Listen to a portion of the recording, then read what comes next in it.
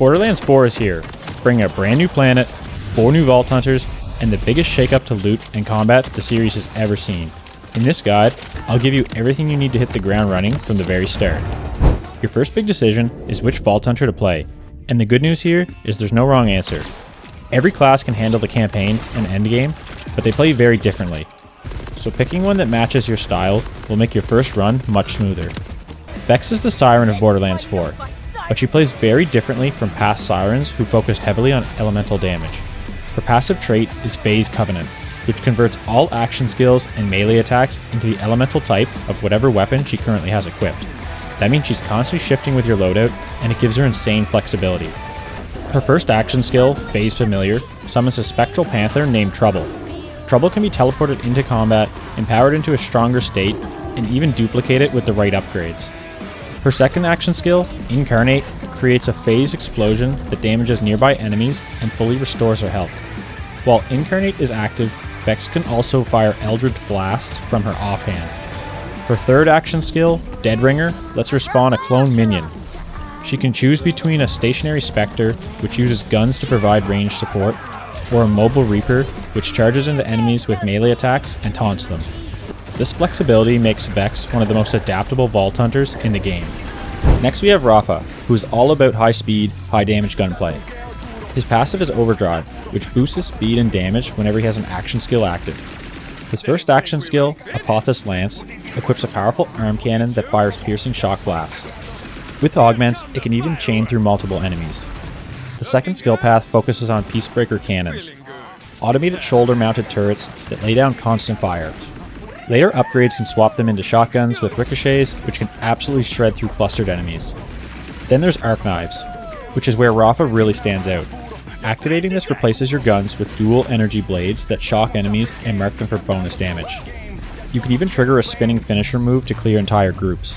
If you want a pure melee build in Borderlands, Rafa is your guy. Amon is the tank of the lineup, a heavily armored warrior who uses shields, fire, and frost to dominate up close.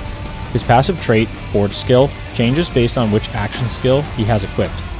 His first action skill, Onslaughter, gives him a fiery offensive stance. Using melee or the action skill button triggers a rocket punch that dashes forward and deals incendiary damage.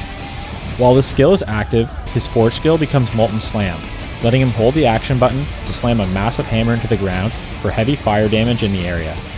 His second action skill, Crucible, allows him to throw Forge Axes that can be picked back up to reduce cooldown. He can hurl either Fire Axes for incendiary damage or Frost Axes for cryo. While Crucible is active, his Forge skill becomes Double Edge. Holding the action button throws a Twinned Axe, cryo on the way out, incendiary on the return, hitting enemies twice. His third action skill, Scourge, equips a massive Forge Shield that absorbs damage and builds up his Vengeance meter. Pressing the action skill again then launches a cryo wave that consumes the Vengeance. With this skill equipped, his Forge skill becomes Firewall, letting him hold the action button to deploy a blazing wall that blocks enemy projectiles and converts absorbed damage into more Vengeance. Harlowe is the master of battlefield control, using gravity-based technology to entangle and overwhelm enemies. Her passive trait is Entanglement. Any enemies stuck by her action skills become linked, sharing a portion of incoming damage with other entangled foes. Her first action skill, Chroma Accelerator, launches an unstable energy pocket that deals cryo damage as it travels. Activating the skill again detonates it, dealing massive radiation damage in a large area. Her second action skill, Flux Generator, places a field that deals cryo damage over time and entangles enemies inside. Her third action skill, Zero Point, locks enemies in stasis.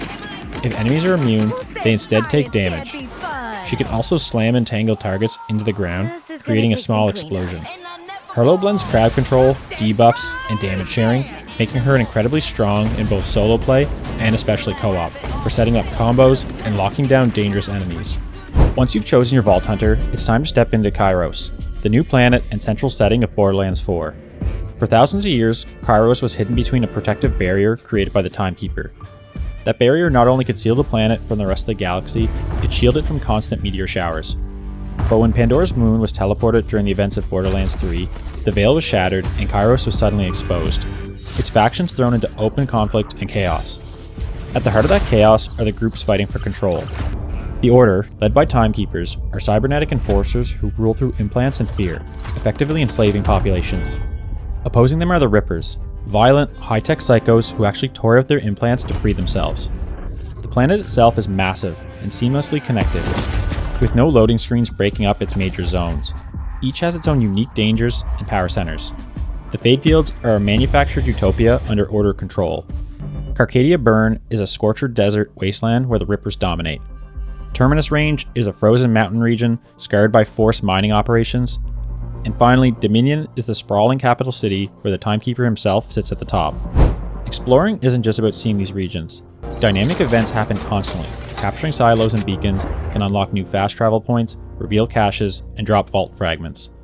Collect enough fragments and you'll open up vault dungeons packed with elite enemies and valuable loot. Along the way, you'll also meet returning characters like Zane, Moxie, Amara, and of course Claptrap, alongside newcomers like Rush and Echo 4, a drone companion that helps scan environments and guide you towards objectives. Vehicles have been streamlined in Borderlands 4, starting with the Digirunner, your personal hoverbike that you can summon almost anywhere. No more relying on catch-a-ride stations. You can call it in instantly, making it much faster to cross Kairos' seamless zones and link together events, quests, and dungeons without downtime. Beyond the Digirunner, overall movement has also been overhauled. Every character now has access to double jumps, gliding, quick dashes, and grappling hooks. This emphasis on speed and verticality makes exploration and combat flow much smoother. You can reposition instantly, dodge enemy attacks, and use vertical space to control fights. At its core, Borderlands combat still rewards the same fundamentals. Aim for crit spots and match elements to enemies' weaknesses. But Borderlands 4 introduces two major new systems that change how you approach fights. The first is the Ordnance slot. This replaces grenades and heavy weapons. Instead of relying on scarce ammo, grenades and launchers now run on cooldowns. That means you'll actually use them in regular fights instead of just hoarding them for bosses. The second is Repkits. These are brand new tactical tools you can trigger in combat for short-term effects. Some heal or regenerate health, others boost your speed or give you temporary damage resistance. They act almost like consumables, but they're built into your kit, so you can always have them available to adapt mid-fight. Boss fights have also been redesigned to take advantage of these new mechanics. Instead of just being simple bullet sponges, they actually include defined patterns and phases now. Loot has always been the heartbeat of Borderlands, and Borderlands 4 reworks the system to make it deeper and more rewarding. The headline change is the weapons licensing system. Instead of guns being tied strictly to one manufacturer, weapons can now roll with parts from multiple manufacturers. That means you might get a Vladoff assault rifle with a Torg magazine and a Hyperion scope, creating hybrids with unique fire modes and behaviors. On top of this, Borderlands 4 introduces 3 new weapons manufacturers.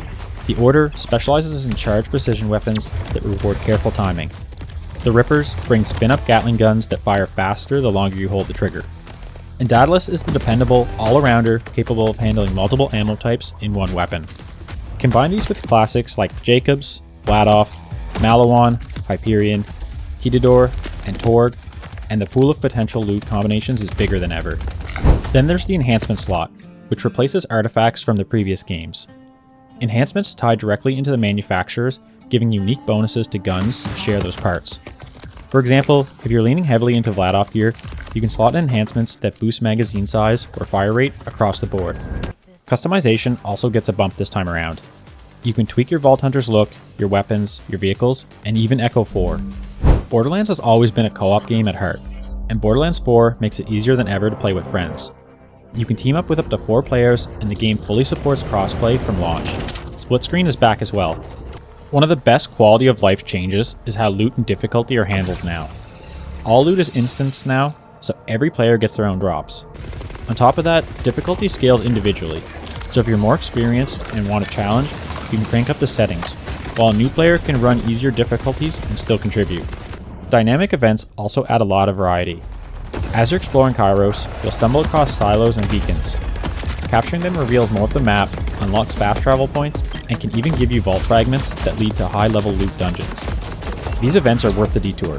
They break up the usual questing and provide a steady stream of opportunities for gear upgrades. If this guide helped you out, feel free to drop a like and leave a comment below on which Vault Hunter you're starting with. And consider subscribing for more Borderlands content.